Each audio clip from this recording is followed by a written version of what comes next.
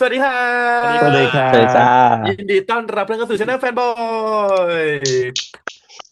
อุ้ยมันมีความสุขแล้วเกิดกับ EP 9จริงแฮปปี้เนาะแฮปปี้หวานแฮปฉ่มันแต่ว่าคือมันน่ารัตอนเนี้ยำแค่นี้น่ารักไปเลยอ่ะหมดเลยอ่ะก๊อกน้ำที่บ้านป้าเสียหน้าป้าน่าจะบิดแรงไปหน่อยเรียกเออช่างมาเรียกช่างค่ะซ่อมหน่อยค่ะเรียกช่างแต่ก็ต้องใช้ค่าช่างด้วยป้าเชิญค่ะแต่ป้าก๊อกเสียป้าไม่มีคนมาอาบน้ำด้วยไงอุ้ยจริงลุงรู้ได้ไงอุ้ยอุ้ยลุงเจ๊รู้จริงจุกมีอะไรค่ะไม่มีจะเล่าไหม ค่ะให้กูขายออกเถอะขอร้องล่ะ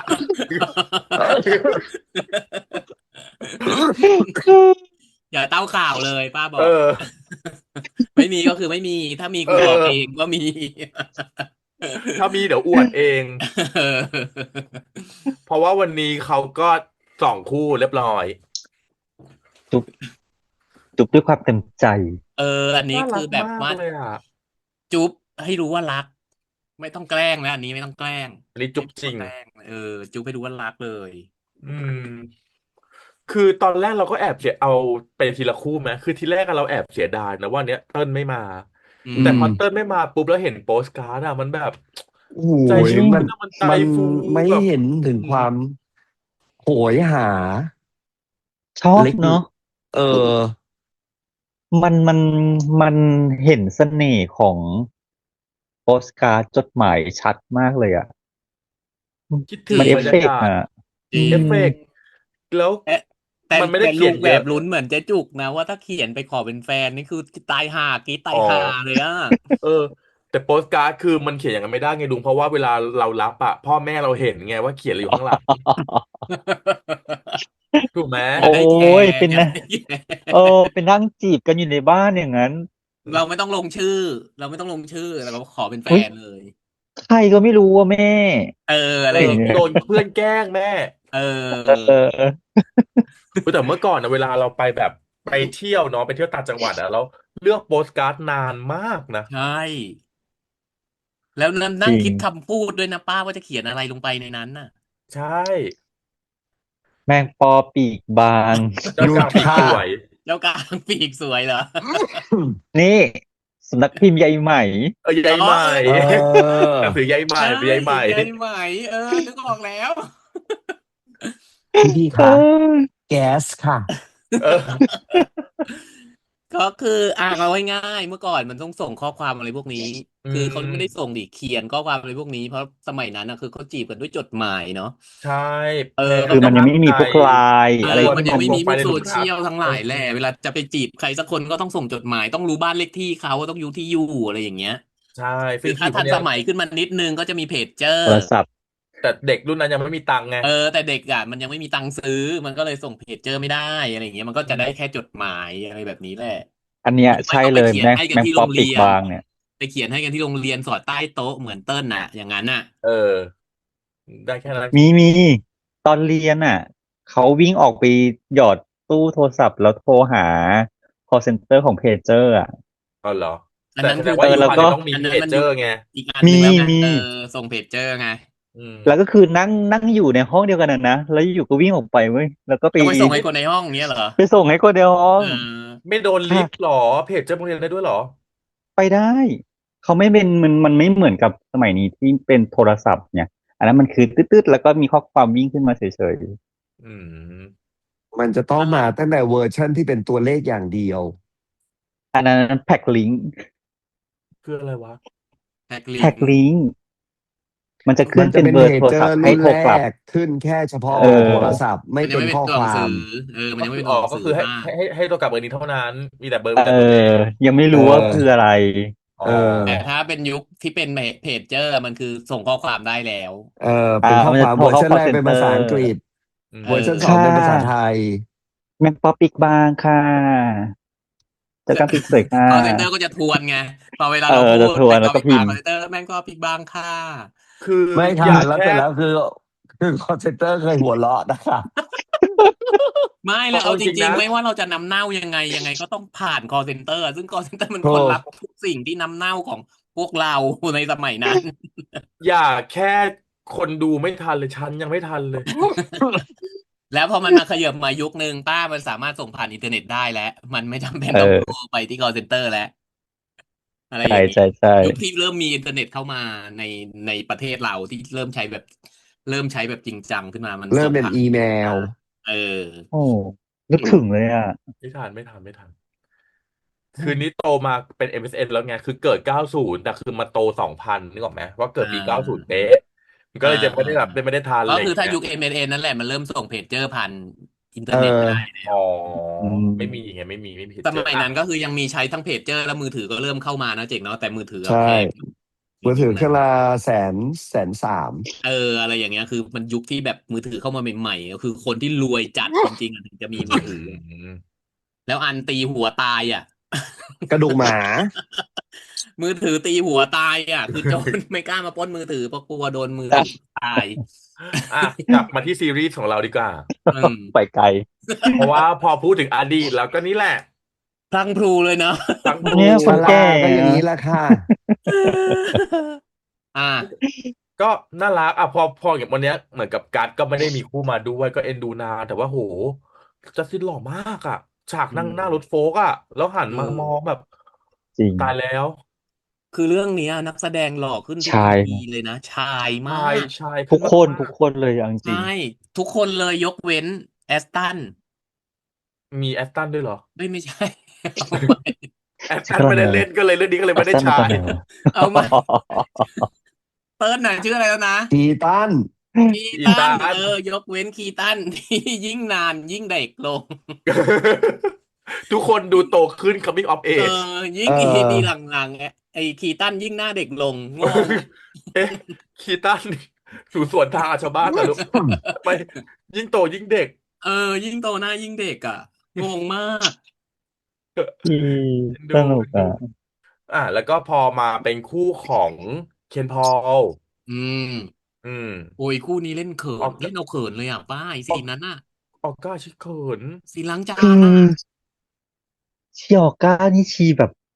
บุกแรงมากเลยนะคือคือเอาจชีชอบแบบริงๆนะเคนจิสายตาใช้ได้เนาะนะจีแพรวพทั้งราวมาสายตากทั้งสายคำตาพูดน้ำเสียงอ่ะแล้วจู่โจคือมันเป็นมอ่ะมัน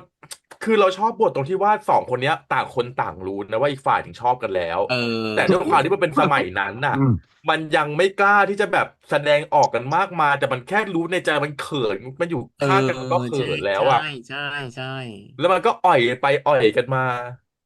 หยอดชกันไปหยอบตรงประโยอดกันมาคที่นางเอียงหน้ามอง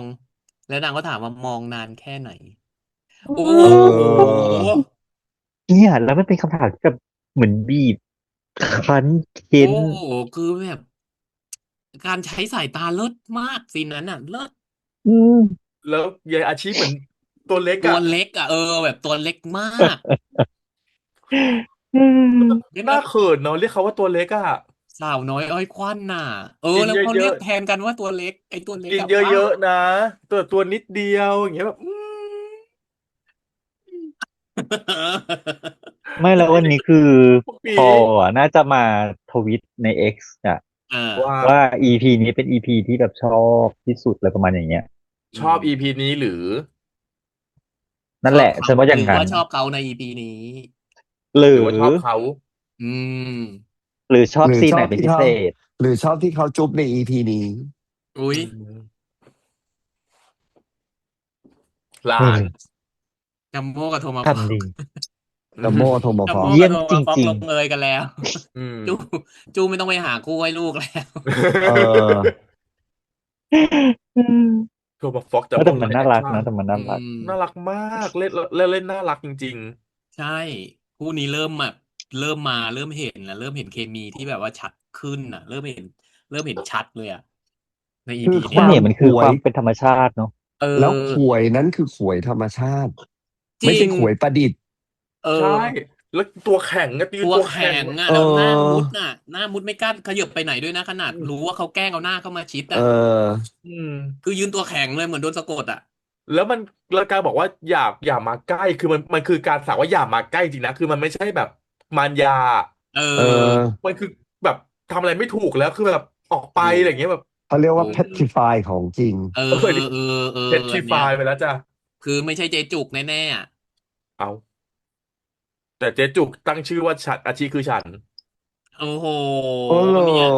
เนี่ยแค่ตั้งชื่อก็คือตอแหลแล้ว ว่าชิเหรอ บ้านหล่อนว่าเธอนั่นแหละค่ะค่ะ ก็ไม่เถีอันยง อ่า ก็ โอเคในเมื่อยอมรับก็จบแค่นี้อืมแล้วคือเราชอบที่แบบมัธยมอ่ะแล้วมันจุ๊บแค่นี้แหละ เออเอก็คืออแค่ปากชนกันน่ะแค่โอ้นี้แค่นี้มันก็ก็เก่งจะตายเห็นเอปะเอมือแบบ อคือแต่เสร็จแล้วเขาไม่นอนจับมันไม่สู้มือกันนะคะคืนน่ะถูกแล้วเนาะเพราะว่ายายอาชีอ่ะมันเป็นคนที่เพตติฟายอย่างที่เจกว่าแล้วยิ่งโดใช่นจุ๊บเข้าไปอย่างเงี้ยมันก็ยิ่งเพตติฟายเข้าไปอีกถูแล้วมันไม่ใช่กเด็กที่รู้เรื่องอะไรมากมายอ่ะอาอืชีอ่ะมมันคือไม่ซับซ้อน สาวน้อยที่แอบชอบมก็คือปั๊ปปี้เลิฟอ่ะมันคืออืมปั๊ปปี้เลิฟของจริงเลยอันเนี้ยจริงแบบอุ้ยมันไอ้เต้าเด็กเรียนกับหนุ่มนักกีฬาสุดตัวยอดด้วยนะมันคือได้ตัวเอยอดอๆทั้งคู่ค่ะเคะหัวแถวกับหนุ่มนักกีฬาหัวแถว เออเคือแบบออว่าคือฟาดหัวแถวไปเลยอ่ะเธอ นี่แหละอำนาจเงินย้ายห้องอุ้ยมาหาเขาเออคือจริงจตั้งริงแต่วันแรกครั้งแรกอะเนอะที่นาตั้งงไปแบบแผตั้งนการนิสเออร้านเสื้อพ่อนั้นแม่นะพ่อแม่ช่วยเหลือให้ไปบอกให้พ่อแม่ช่วยให้ย้ายมาอยู่ห้องนี้อ่ะเลิศขนาดไหนดูดิ บอกเลยนี่แหละเงินบันดาล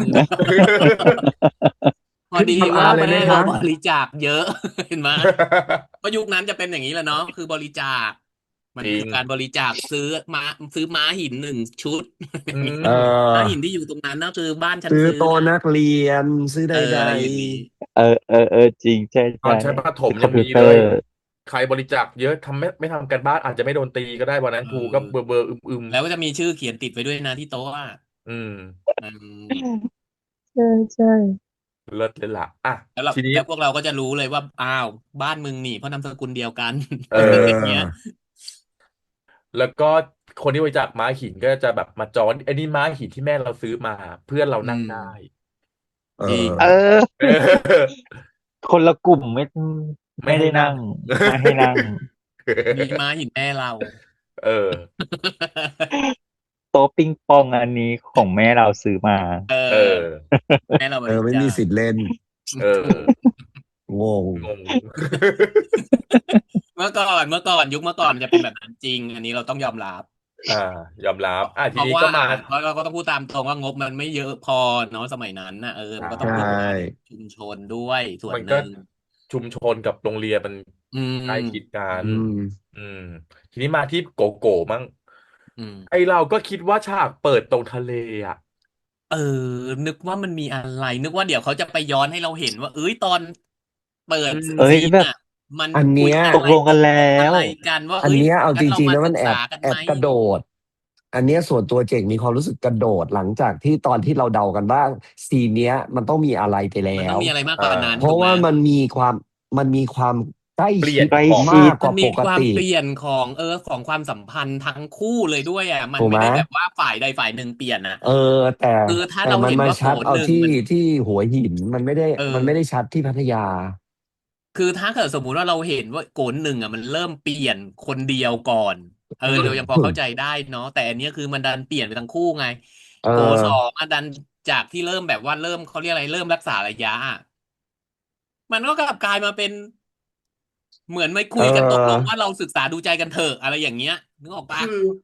คือเหมือนป้อนส้มเอ่ยเอป้อนหนุนอ ตักเอ่ยคือยายโกสองอะแต่ว่ามันก็แอบพินหน้าที่มาปรึกษาแม่ไงคือยายโกแล้วก็ตอนที่ภาวนาให้ส้มหล่นน่ะเอคือฉันอว่ายายโกสองมันไปสลัดตักกับตัวเอโกหนึ่งงแล้วมันก็โกหนึ่งคิดว่าเอ๊ะโกหนึ่ง โกหนึ่งนางไปสลัดตักกับตัวเองแล้วแบบเอ๊ะหรือกูชอบจริงๆวะแล้วมันก็ปล่อยตัวปล่อยใจแบบไปตามธรรมชาติไงนั่นแหละแต่เลยลุงอ่ะเลยทำให้ลุงคิดว่าเขาไปตกลงกันแบบว่าเอ้ยจะเอมาลองศึกอษากันดูไหมว่าเอ้ยจริเงๆแล้วเราชอบออกันจริงหรือเปล่าอะไรอย่างเงี้ยเราก็คิดตอนแรกคิดเหมือนลุแบบนั้นงไม่แต่ตอนคิดเหมือนแต่ลุงกำลังแค่คิดเฉยๆว่าช่วงไทม์ไลน์ตอนม 5 ม 6จริงๆมันมีแค่มันสลัดต่านแล้วก็ลองคบดูเหรอมันก็ไม่ขนาดนั้นปะเอาจริงเด็กไม่แล้วเรารู้ไงหมายเออถึงว่ามันไม่เดาไปอาจจะด้วยแบบว่าไม่ซับซ้อนเพราะว่านางไม่รู้ใจตัวเองสักทีไงโกนหนึ่เองอะไรอย่างงี้มันออาจจะแบบว่าเอ้ยงั้นเราลองมาอ่าอะไรคืออย่างนี้มันอาจจะคิดกับตัวเองแหละแต่ไม่ได้พูดออกมามันก็เลยแบบเปลี่ยนเร็วแล้วพอ พอโกสองอ่ะมันชอบอยู่แล้วพอโกหนึ่งพุ่งเข้าหามันก็ปล่อยแต่ถ้าเป็นลุงอ่ะลุงสงสัยนะป้าลุงจะยิ่งรักษานะทีเนี้ยกลายเป็นว่าตายห่าแล้วกูจะคิดเยอะกว่าเดิมผมว่าเนี่ยถ้ามันมาอ๋อทำกับกูแบบเนี้ยก็ไม่คือถูกถ้ามันไม่ก็ปล่อยถ้ามันคือถ้ามันไม่คิดอะไรแล้วมันมาทำแบบเนี้ยกูเนี่ยจะเป็นคนที่คิดลำบากใจไม่ดีเออถูกเหมือนหรอเหมือนเหมือนอ้อยเนาะคือไม่เราไม่แต่ถ้าเป็นคือส่วนตัวเราอ่ะเราไม่รู้ว่าสิ่งที่นางทำอยู่อ่ะนางทำเป็นปกตินิสัยของนางแล้วแบบกลาหรือยเป็นว่าเริ่มมีใจแล้ววะเอออะไรอย่างงี้อะไรอย่างเงี้ยไม่ใช่ลุแล้วกลายเป็นว่างแต่ว่าเราคิดเข้าข้างจะต้องคิดเข้าข้างตัวเองไงทีเนี้ยแต่นึกย้อนกลับไปถ้าเป็นป้ามหกอ่ะป้าก็ปล่อยนะก็ถือว่าก็ดีเป็นอย่างนี้ไปก็ดีอะไรเงี้ยคือไม่แต่มันไม่ได้ว่ามันมีคิดซับซ้อนอ่ะมันมีเวอร์ชันของคำถามไงจำได้ไหมที่ธรรมตอนนอนแยกอ่ะอือืมม แล้วต่างคนเออต่างมีเออเออคำถามในหัวนั่นแหละนั่นน่ะคือเพราะนั่นคือประเด็นที่เราเห็นนั่นแหละเอใช่อเออมันเลยแบบอ้าวมันกลายเป็นว่าอ้าวนึกว่าเออนึกว่าตอนนั้นไปคุยตกลงอะไรกันไปแล้กันมาวอืมอะไรอย่างเอนี้อเพราะเล่นกันน่ารักมากเล่นซูเปอร์ไซย่าเนี่ยคือถูกต้องที่สุดอีซีนนะอีโอ้ซีนเล่นเลิศน่ะมากเลยอ่ะเลิศจริงซูเปโอ้แต่อร์ไซย่าเลิศอืมแต่ดูแล้วคือดูน้องแบบพอเห็นนี้เนาะนางทำปุ๊บฉันรู้อ่ะมันต้องเล่นซูเปอร์ไซย่าแน่ๆพอเป็นยุคนั้นสมัยเด็กมีเล่นกันแค่นี้แหละใช่ใช่เออแล้วพอสุดท้ายก็รู้ใจตัวเองข้ามเส้นกันเรียบร้อยสองคู่วันนี้อีกหนึ่งอย่างที่เรารู้สึกว่ามันแบบดีเลยคือการเล่า coming of age อือืมมมันเป็นชัดเนาะชัดแล้วมันโคตรจริงเลยเพราะว่ามสี่อ่ะไม่คิดคือไม่คิดจริงๆนะเพราะรู้สึกว่าอีกนานอืมมห้าเทอมหนึ่งก็ไม่คิดมันเริ่มมาคืออย่างตัวเราเองอ่ะก็ยังเริ่มมาแบบเริ่มรู้สึกว่าเฮ้ยมันต้องจริงจังแล้วตอนมห้าเทอมสองปิดเทอมเนี่ยที่รู้สึกว่าแบบได้เฮ้ยไม่ได้เฮ้ยมันไม่ได้แล้วว่ามันจะมหกแล้วอ่ะคือตอนมห้าทำไมมันก็ยังนะเล่นเล่นเล่นเล่นเล่นแบบได้อยู่เลยนะใช่แต่ลุงแต่พอก็ไม่นะแต่พอมห้าเทอมป้าไงป้าสองขึ้นมเขามีหก ไอเดียของเขามหกเทไม่อมสองป้าคือยังคือเขาซีเรียสก็ได้อย่างเงี้ยเหรอเออมหกเทตอนอมสองก็แค่แบบว่าก็ยื่นคะแนนไปอะไรอย่างเงี้ยไม่มห้าเนี่ยแค่ไปเรียนพิเศษเฉยอืๆพอมหม กเทอมหนึ่งก็เรียนพิเศษ6 เทอม 2ก็เริ่มอ่านหนังสือแล้วกัน คือตอนนั้นตอนลุงม .6 ใช่ป่ะเอาอย่างถ้ายื่นคะแนนไม่ผ่านเดี๋ยวไปเรียนปวสก็ได้อือะไรมอย่างเงี้ยคือแค่นั้นเลยจริงๆตอนนั้นมันไม่อ่ะมีอะไรเลยจริงๆอ่ะมันก็คือเหมือนกับเพื่อนในกลุ่มของเราห้าคนไงเออเมันถูกไหมออมันจะเราถึงเข้าใจไงว่าเอาจริงๆเราม .6 แล้วม .6 เทอม 2แล้วด้วยซ้ำเรายังอืมคิดไม่ออกเลยว่าตกลงสิ่งที่เราชอบจะไปคืออะไรเรียนอะไรอ่ะเออแล้วเราจะไปต่ออะไรก็ไม่รู้ถูกอ่ะถูกป้าอาจจะเป็นพี่โกสองกับอาชิก็ได้ที่แบบคิดแล้วอ่ะแล้วก็เอเริ่มแบบเริ่อมเตรียมตัวเริ่มแบบเห็นภาพตัวเองชัดแล้วว่าฉันจะไปอาชียังไหนอะไรอย่างเงี้ยไม่คิดเลยอาชีบอกว่าเรายังไม่รู้เลยว่าเราชอบอะไร อ๋อใช่แต่แค่ โกแค่สองคนเรียนเก่งเดียวที่ป้าเป็นโกคิดสองไปแล้วว่าจะไปเรียนหมออะไรออืย่างนี้มอะไรกำลังอย่างเงี้ยนั่งนึกย้อนกลับไปตอนนั้นอืมรู้สึกอะไรวะอ๋อออกไม่รู้สึกเลยเลยออกมสามไม่ใช่เพราะว่ามสามจบแล้วไม่ต่อมปลายอืมเออเออขแล้วองลุงอะต่อมปลายไงของลุงเจกไม่ต่อมปลายเพราะว่าพอนั้นมาเสร็จแล้วคือแมปตัวเองอะชัดตั้งแต่ตอนมสามอืมว่าจะเรียนมหาลัยไหนอือืคือมันมีธงว่ามอยากเรียนมหาลัยไหนแล้วเสร็จแล้วก็คือมสามคือมที่ติดเพื่อนชิบหายแล้วแก๊งใหญ่มากอืจริงมแล้วเสร็จแล้วก็เลย แต่ของลุงอะมาติดเพื่อนจากตอนมปลายแล้วของอ๋อลุงมสามเพราะแบบว่ามันเป็นแก๊งสนิทกันนะมหนึ่งไงอืแล้วเสร็จมแล้วก็คือการตัดสินใจย้ายโรงเรียนตอนมสามในจังหวะที่พีคที่สุดของการเรียนน่ะอืมด้วยเหตุผลเดียวคือเพราะรู้ว่าจะไปเรียนไหนแล้วเสร็จแล้วโดนคำถามว่าถ้าจะไปเรียนที่นี่ทำไมไม่เรียนตรงนี้ไม่ดีกว่าเหรออือือืแค่มนั้นเองมแล้วเสร็จแล้วพอไปเสร็จมันก็จริงว่ะก็กลายเป็น4 5 6คือเรียนปวชสาอืมมปี3 ปีนั้นคือเรียนแล้ววิชาเรียนทั้งหมดเป็นข้อสอบที่สอบเข้า อืเพราะฉะอืนั้นคือมแทบไม่ต้องทำอะไรเลยข้ามมาเลยอืนั่นคือเหตุผมลว่าทำไมถึงเลือกสายนี้แค่นั้นเองนั่นแหละก็คืออย่างที่เราถึงเข้าใจอีเกกเด็กกลุ่มนี้เออ่ะอที่บอกคือมันแล้วคือ เด็กอ่ะมันยังอยู่ในวัยเด็กอ่ะมันยังไม่ได้มีแบบใช่แต่สิ่งที่เราเห็นว่ามันโตขึ้นก็คือออกัส อืมอืมสิ่งที่เราเห็นเลยว่ามันโตขึ้นเพราะมันเริ่มมานั่งคิดแล้วว่าไอสิ่งที่เราทำอยู่อะ ถูกต้องมันหรือเปล่าดูไร้สาระมันเหมาะหรือเปล่าสมไหมเงี้ยอะไรอย่างเงี้ยมันเริ่มรู้จักซึ่ง คิดแล้วมันเลยเห็นความพัฒนาการความโตของตัวละครตัวนี้เอาจริงนะมันก็เป็นความคิดของเด็กหรือว่าคนในวัยนั้นจริงๆนะเพราะว่าตอนเด็กๆอ่ะเราก็มีสิ่งที่เราชอบเนาะเหมือนอืเด็กๆอ่ะชอบโปมเกมอนมากเลยชอบแบบชอบชิบหายเลยแล้วก็เลิกสะสมเลิกท่องชื่อโปเกมอนก็ช่วงเนี้ยช่วงที่แบบต้องอ่านหนังสือสอบเข้าอืมหาลัยอะมอืเพราะเมื่อก่อนมเราต้องจำได้ว่าเบอร์หนึ่งชื่ออะไรเบอร์สองแปลงร่างไปแล้วนึกออกไหมเออ อีโวแล้วเป็นอะไรเอออะไรอ่าเงี้ยอ่าจำได้หมดเลย151ตัวแรกเรียงลำดับได้ด้วยอะไรเงี้ยตอนนั้นอ่ะโอ้โหเออจริง ท่องตารางธาตุเชียวว่าแต่ว่าพอไม่แต่ว่าพอถึงเวลาพอถึงจุดหนึ่งอ่ะสิ่งที่เราชอบเป็นการเป็นสิ่งที่แบบว่ามันยังมันยังจำเป็นอยู่หรือเปล่าวะเออก็จริงอะไรอืมเงี้ยแล้วแล้วมันเริ่มคิดมากขึ้นว่าตอนเนี้ยมันต้องทำอะไรสำหรับฉันนะตอนสมัยนั้นน่ะการทำงานในสายของแบบเนี้ยอืมอืมสมมุติว่าเป็นนักพากย์การ์ตูนหรือเป็นนักแสดงอะไรอย่างเงี้ยมันยังอยู่ในความคิดของคนในยุคเดิมอยู่ว่ามันไร้สาระหรือเปล่ามันแล้วเป็นที่มันดูไกลลำกินมันจะมั่นคงเหรออะไรแบบเนี้ยมันดูไกลแล้วนั่นก็ตัวว่าจะคิดถ้าเป็นยิ่งเป็นคนต่างจังหวัดมันจะแล้วยิ่งดูไกลตัวคำว่าสื่อดาราออกที่มันดูไกลกับเรามันมากเลยอ่ะคือคนกรุงใช่เทพเท่านั้นเลยในยุคนั้นอืนะมถ้าเป็นคนต่างจังหวัดคือต้องคนกรุงเทพอ่ะถึงจะแล้วมันมีโอกาสได้ดูไม่มั่นคงอ่ะมันต้องแบบอย่างเงี้ย รับราชการสิต้องเป็นหมอสิวิศวะแต่สิถ้ายุคอะไรรุ่นพ่ออย่างเงี้ยรุ่นแม่เราเขาจะคิดประมาณนี้ในสมัยใชนั้น่ว่าเฮ้ยเป็นทหารเป็นตำรวจเป็นครูสิอะไรอย่างเงี้ยอืม แล้วมาดูยุคนี้สิ เอเดี๋ยวนี้อคือทุกคนต้องมีศิลปินทาเลนต์นะเอออะไรดันก็ทำอะไรก็เต้นทำอาชีพได้ทุกถ้าร้องอย่างเป็นอาเกิดว่าเรามีชีพได้หมดเออเอมีความสาอมารถในด้านใดเรามีความสาก็มารถในด้านนั้นใช่เออมันก็เลยแบบ เห็นเวลายุคนี้ยูทูบเบอร์เห็นปะอิใช่นฟลูเพราะฉะนั้นน่ะอะไรอย่างเงี้ยเยอะแยะไปหมดประสบการณ์ประสบความสำส่วนตัวเร็จได้หมดเราเลยรู้สึกอืว่ามในที่เลี้ยงหลานมาเนาะเราก็เลยไม่ค่อยเห็น coming of age ในหลานเราในยุคนี้เท่าไหร่อ่ะที่แบบมันนั่งนิ่งๆแล้วคิดกับตัวเองแล้วมันแบบภาพวันเนี้ย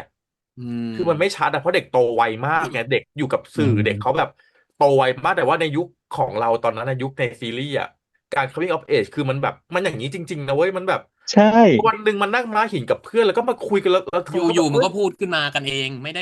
ด้แบบว่าเอ้ยวันนี้เรามาคุยเรื่องเรียนต่อกันไหมเออไม่นะไม่ได้แบบอะไรอย่างแล้วนั้น อยู่ๆมันก็โตขึ้นมาว่าจะแบบเฮ้ยทำไมเราต้องมาคุยเรื่องจริงจังกันวะแล้วก็เปเออลี่ยนกลับไปเล่นเหมือนอยู่ๆก็เดิมกลับไปเหมือนเหมือนต่อเพลงมีใครสักคนหนึ่งพูดขึ้นมานั่นแหละจบม.6แล้วมึงจะไปเรียนอะไรวะ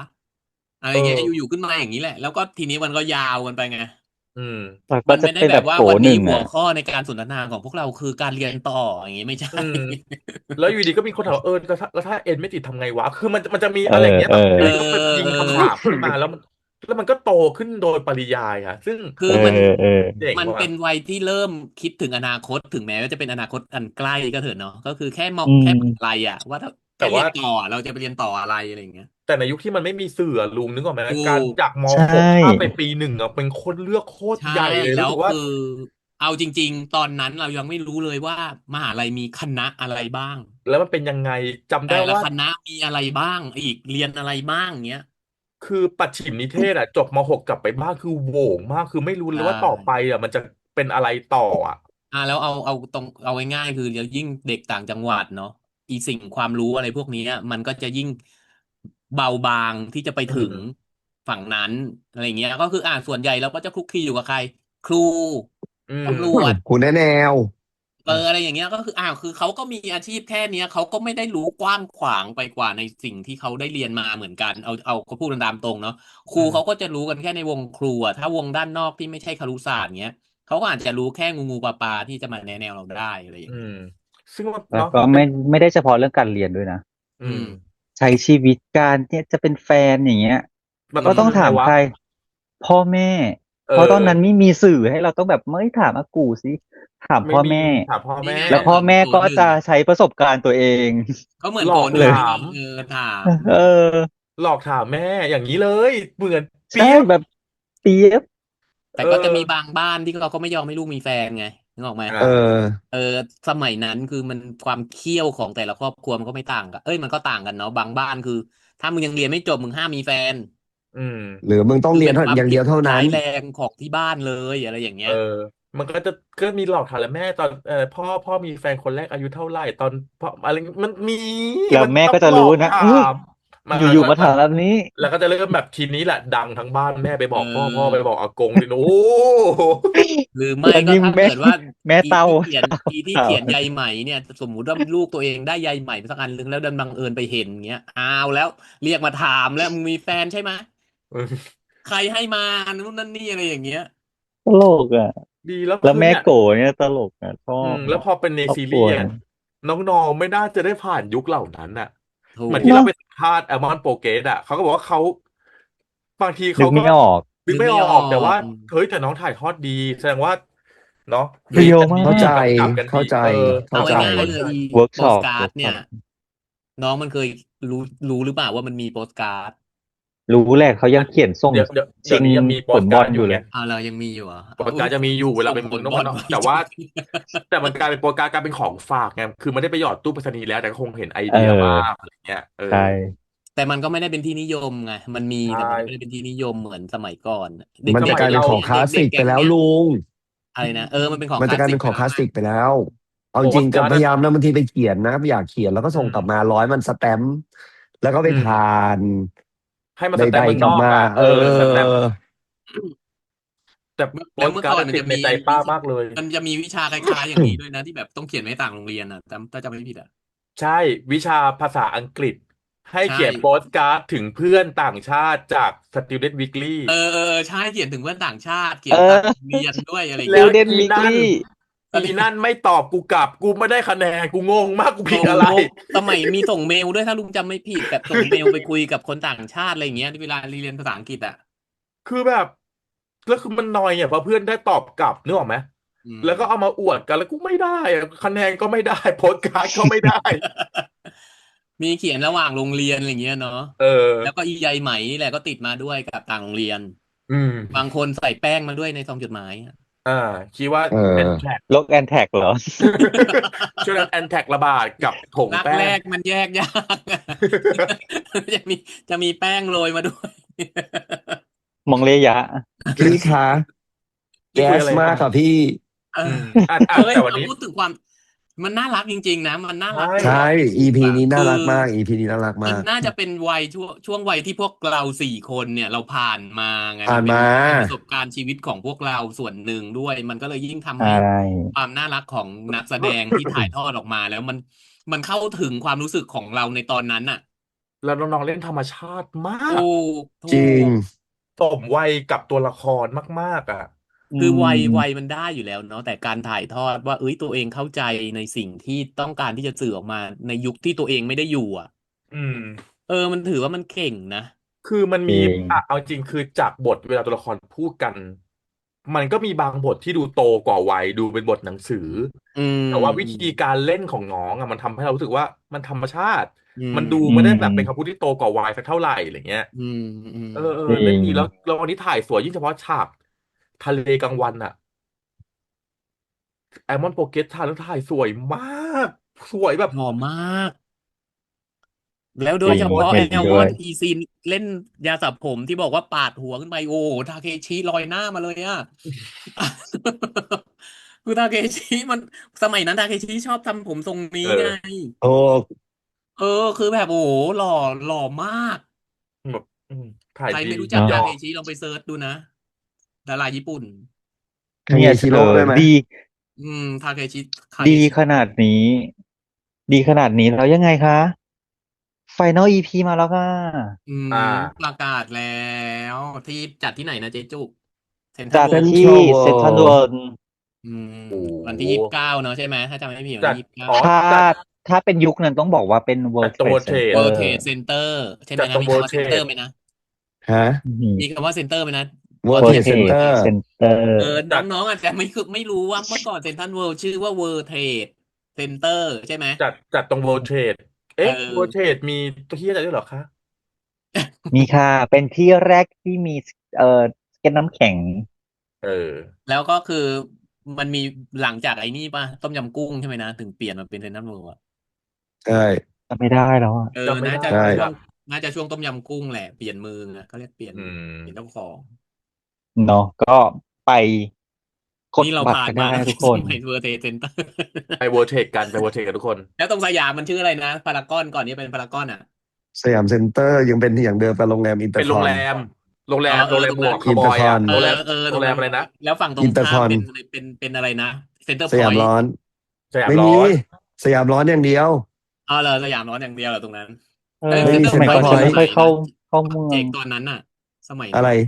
นั้นน่ะเซ็นเซ็นทรัลพอยเตอร์พอยต์ต์มันเพิ่งจะมาเกิดตอนที่จัดไอ้ตรงกลางให้มันกลายเป็นเซ็นเตอร์ตรงนั้นจริงๆแค่นั้นเองก่อนหน้านั้นมันเป็นแถวแถวเหมือเมื่อก่อนมันนเดิมหมดตรงทุกดีเจซอยเอาเป็นซอเออยๆเหมือนดีเจเดิมใช่ไหม เออดีเจสมัยก่อนฉันไม่ค่อยเข้าเมืองฉันอยู่แต่บิ๊กคิง อุทัยบางใหญ่มากบิ๊กค่ะคิงบางใหญ่เหรอ